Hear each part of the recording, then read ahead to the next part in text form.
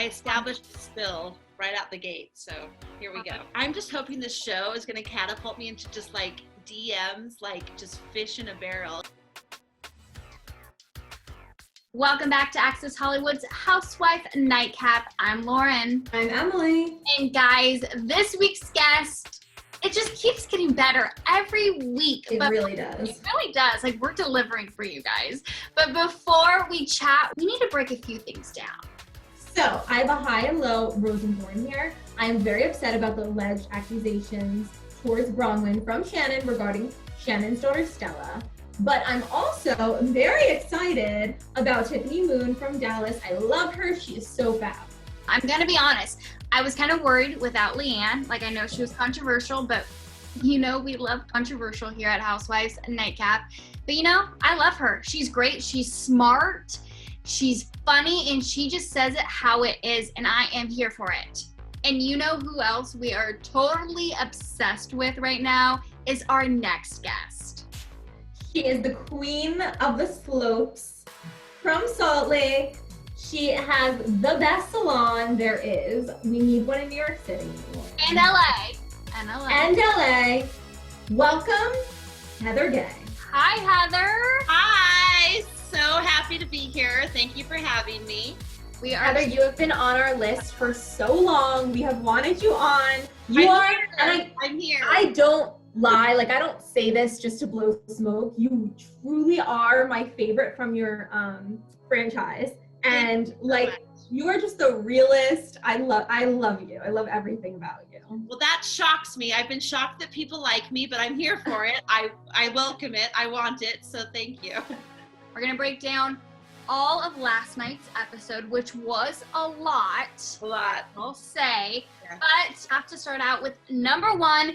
You getting set up with Big Daddy on Big Easy. Like he was Big Daddy, Big Easy. He's got a lot of street names, which I was into.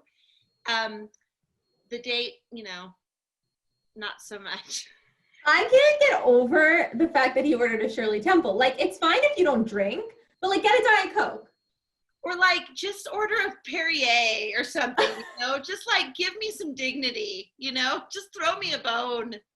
I was just dying. And I knew immediately the way the night was going to go. You know what I mean? Because it was just, it was two directions, and that was the road lesser took. You know, I was dying because he kind of seemed like very serious and almost disinterested. But then at the end, he's like, so are we going to get dessert?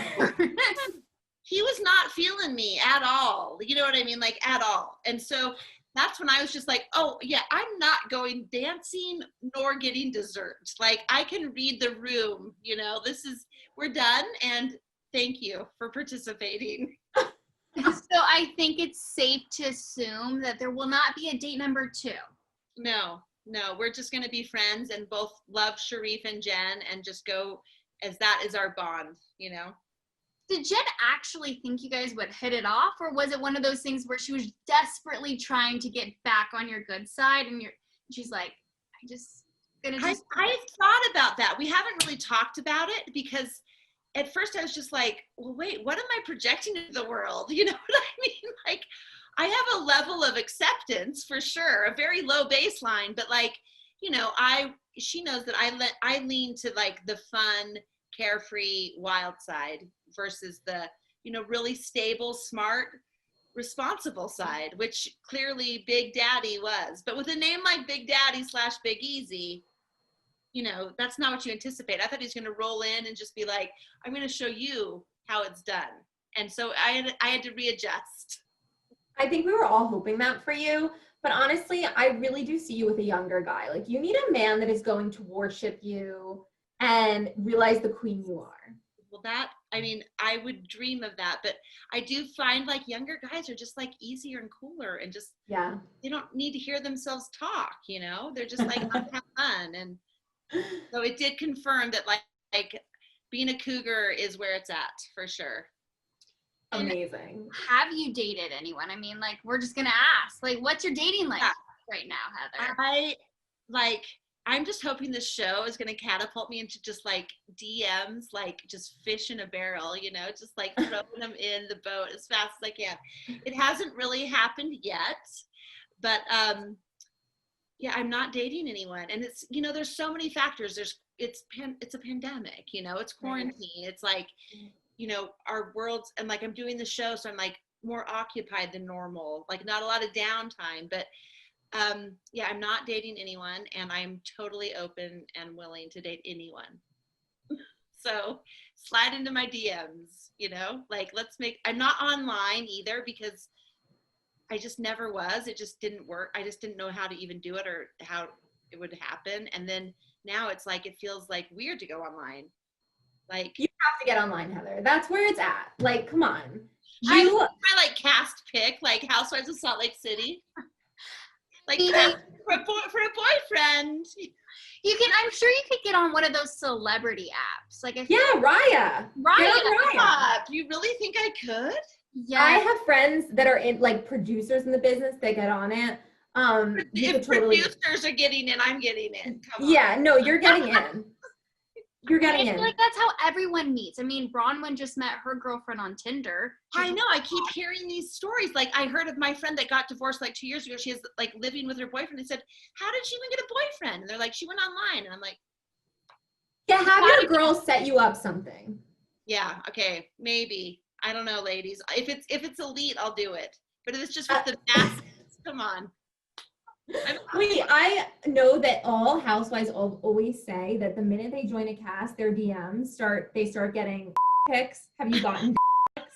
I have not gotten one, and I would welcome one. Okay, let us know when you get your first one, because apparently this is like a thing that the housewives all talk about, but like never really tell us. The second thing I got was a gay man, like an affirmed gay man, sent me a picture of 2 gay men and said, we want to make you a man sandwich and put you in between them. And I was like, I'm open to it. Not my first choice, but thank you. You know, like just something to break up the monotony of my DMs. Like, so I'm open to it. Let's move on to moment number 2, which was like every girl's, I feel like it was your Carrie Bradshaw moment. Jen brings you to this beautiful shopping spree. Yeah. It was like so awesome. Why do you think Jen wanted to make amends so badly? Because Jen and I love each other, like on some core level. I mean, we have so much fun together, and there's absolute chemistry and just magic. Like, she is so funny, she is so sharp, and she is so extra. And I embrace and love all those things about her. And so, you know, it's Jen. Like, that's her. Yeah. She's the best, and which, you know, and the worst. Too.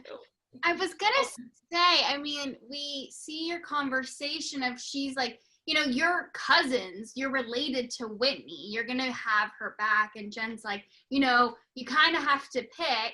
And so I want to know, like, how do you navigate all of that? Well, Vegas was for sure a defining moment in a lot of ways. It was a way for Whitney and I to kind of bridge that gap that had been like this Meredith and Lisa world. Yeah.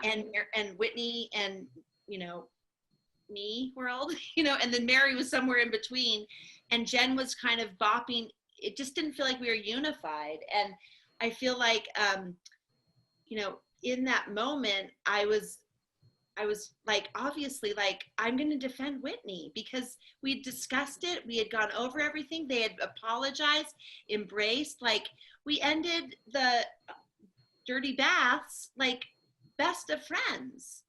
So to rehash it made me feel like Lisa and Meredith even had more influence on her, because somehow, like, out of our presence, like, this had shifted back again. And I was, you know, frustrated and sad because I wanted a fun weekend with all of us together, you know, and like having us, for Whitney and Meredith, for Whitney and me to like talk more to Meredith and Lisa was great, but we really wanted Jen there too to bridge everything. Does Jen just like not, and I love Jen, like, don't get me wrong. We love Jen, we've had her on. Yeah, she's great. But does she just not like sharing you? Is like maybe. No, I don't think she cares about sharing me at all. I think she's just like, I don't know. I don't think it was a thing about sharing me. I just think it was like, I'm closer to you. I want to be closer to them. Yeah. Like I want to be equally close to everyone. And that, I sensed that and was just like, no, you're my friend first. I think that happens sometimes in relationships, and it can be really toxic, Yeah. So where are you guys? I mean, what can you tell us? Where are you guys now? Are you guys friends? I would imagine you're still of friends. course we're friends. Yeah. Like, I think we're kind of like star-crossed lovers. Like we could not be friends, we can get through. I feel like we could get through anything because, I genuinely like her that much. You know what I mean? She takes a certain like yin to her yang, and you're very good at managing her and like dealing with her. A lot of the time her outbursts, I think, have to do with like, you really lead with compassion with that. And I think that's important in how you, because I don't think she really means it with her outbursts. It's just how she manages her emotions. Yeah, I don't think she means it either. It's easy to Right. get over the outburst, Right. Because she's, it's easier for me to get over it because I want to get back to friends always. That's the point that I always want to be at and start at and finish at. Right. Friends. Well, we have to rewind a little bit to last week's episode because you broke all of our little hearts when you said you are the put up and shut up girl. Like, it made us all feel so bad, but also we've all been there, especially as women. It's sometimes hard to assert ourselves. So why do you think it's been hard for you to say how you feel in the past? Well, I think because I'm smart and I've learned that when I have, it does not go well. I think that like, these aren't like big sweeping, like insecurities that women have. Like we have learned that when we put our foot down, generally, sometimes it doesn't go our way with friendships, with boyfriends, with careers, and I don't know if it's unique just to women, but like, certainly that's been my experience. And it feels like there's something inherent about femininity and being a good girlfriend that is put up and shut up. And I have, totally absorbed that. And it's how I conduct my life. And I'm starting to see clear of it now, but it's still, swampy. I'd still rather put up and shut up and everyone get along and everyone like me than, right the world of it, all of its wrongs, How are you working on it? Have you started going to therapy? Have you started, like, what's your way of trying to get past that? Well, I've been in therapy. I went to therapy when we were going through our separation. So I've been in therapy for a decade. Which is great. Yeah. Love therapy. And I love my therapist, and I wish she would come on the show because she's clearly kept me from flinging myself off a balcony. But I'm in therapy, and I'm also, the show is a big process because, if you're forced to face how you conduct yourself, and like, if you think you cringe like seeing a bad picture, cringe like seeing a bad character flaw, repeated over and over and over. And so the show is great. It's been a great tool for me to kind of see what I do and why I do it, but then coupled with therapy and just time. I think time heals a lot of wounds and a lot of heartbreak and age. You get old and you realize nobody cares. Like, let's just, say what we think and feel and hope for the best. I just was so touched by, I just love you. Like, I love everything you do. We can't tell already. We're like, here's a love, beautiful, live your life. In earlier episodes, when we were first introduced to you, someone commented asking you if you were transgender. A lot of people would have perhaps been offended by that. Sometimes people do react that way. You had the most beautiful, kind response saying that you actually are not offended by that. You love the trans community and we should all support them. I just wanted to ask you, what has the reaction been since then? Because I really do feel like you've become a gay icon. Well, the name lends itself to the icon. The transgender thing is really interesting because, I certainly get a lot of remarks and comments about me looking transgender or looking masculine or looking not as feminine as people would want. And, I'm not transgender, but if I were and I was trying to present as a woman, like, throw me a bone, man.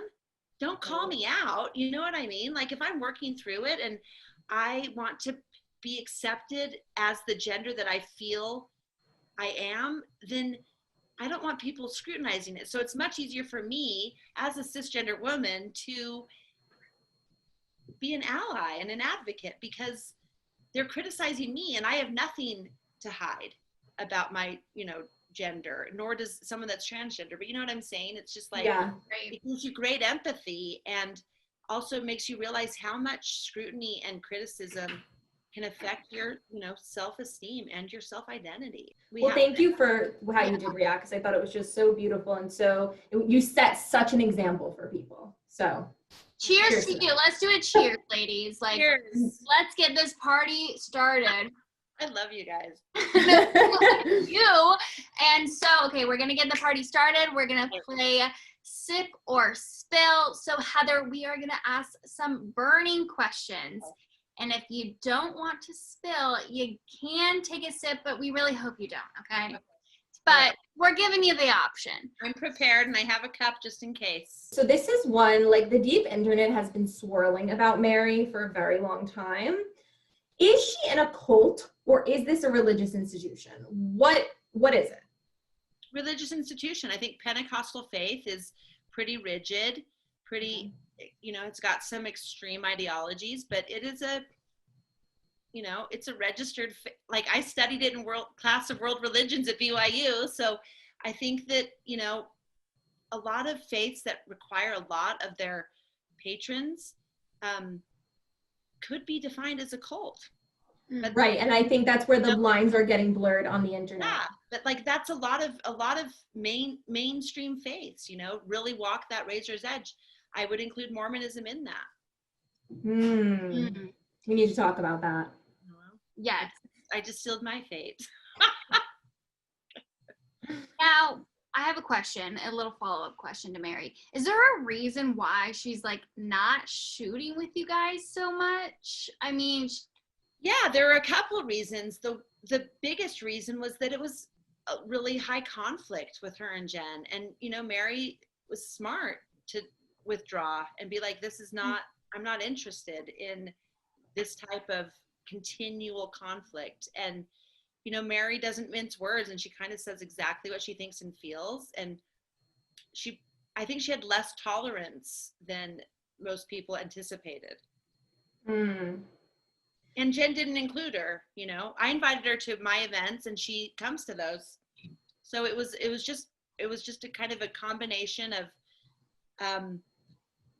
conflict and lack of motivation, and just, timing and circumstance and all of it. So yeah, there's tons of reasons why. But do you think Jen and Mary will make up? I do. I do. I think ultimately they will just learn how to avoid those kind of landmines of their relationship, and just be luncheon friends at the very least, compare purses. I could see it. Or houses. Mary has so many. So many houses. Like, what? Last week she said she didn't know how many houses she had, and I was like, what? How is that possible? Yeah, a lot. Well, I have one because I'm in it, and Same. So I know where it is. Most of us don't have to worry about count that. On your fingers, like. Yeah. Okay, I want to know what happens at the reunion. Is there anything you can tease for us? I mean, you all looked fabulous. The reunion was so surreal. I would love to tease stuff, but it feels like a fog to me. Like, really? Like, sometimes I'll be like laying down, falling asleep, and I'm like, did that happen? And then I think I even I've asked people, like, did this happen, or did I dream that? So it's very foggy to me. But I can say that we're all in it. Like, we were all in it to talk about stuff that had been bugging us and to resolve big issues. And I think there was all the emotions displayed by all 6 women. At one point, we were for sure all speaking at the same time. And for a group that I think we're pretty restrained, as far as housewives go. Like, Jen for sure, like, raised the bar, but like the rest of us are, we're polite. And I don't think at the reunion we were. I think at the reunion we really let it fly, which I hope we get to see, which would be awesome. I love that. I'm like over here. Yes, but I don't want people to be polite. Right? I know. I do have another sip or spill because I'm just really confused and I want you to shed some light. So Meredith and her husband, they were separated. We talked to her a couple weeks ago. She explained why they were separated. Still didn't make a lot of sense. But now they're back together. Was this just a storyline? Sip or spill? Like, okay, for sure not a storyline. Okay. And I think it's pretty clear when you see and meet and get to know Meredith, like this, if she were to craft a storyline, this would not be what she would go for. You know, that's her core, her family, and her relationship with Seth. You know, they've been together for decades. And it was more like management of reality when it's going to be played out as a storyline, you know, because it's like there's so much nuance and intricacies of marriage and separations, and when you're dealing with adult children and children that are transitioning out of the home, like, you know, it's complicated, and couples ebb and flow. And I think that the filming of the show happened at a time where they were in transition, and she had to be honest and manage that, and it was not comfortable. So I have a lot of respect for her restraint. Right. She knows that people want to know all the deep and dirty, and that's just, she's not going to bandy This that. is why we're watching. We're like, what's happening? Like, what balls to just say, I know that's what the people want, but I'm not going to, I live my life according to my terms and my rules and my standards. And she's a great, great example of that. but I will say because of that, I know a lot of fans are kind of calling for her not to return next season. For her and even Lisa, because, you know, kind of quiet, or if I don't, there's a Mean Girls thing happening. It's very obvious. Yeah, for sure. The Mean Girls thing is clear. Yes, and a lot of fans have come out and said, like, please do not bring them back. So what do you think? Do you want them to come back next season? Do you think they will return next season? I think they will return next season, and I want them to return next season. And I think that there is, you know, there is an opportunity for every type of woman to show themselves and show why they live the way they live, and for us to learn from that and hopefully like respect it and, you know, enlarge our souls as people. Like we sit here and say women empowering women, and then we're just like, you know what I'm saying? Like, so we have to give latitude in the same ways we would want it. And I think there's kind of anticipation in watching Meredith, you know, live her life on camera, because it's clearly not comfortable. I want to ask you, and then I don't know if Lauren has any more questions, but I want to ask, just go back to your Mormon faith. Okay. You have been talking about leaving the church very openly. I'm curious because I'm a Catholic. I'm not as familiar with the Mormon faith as I would like to be. Are there consequences for leaving the church? Do people not talk to you? Like, how does that work? Yeah, there's nothing socially like you're banished and you can't not participate. Like none of that is a factor.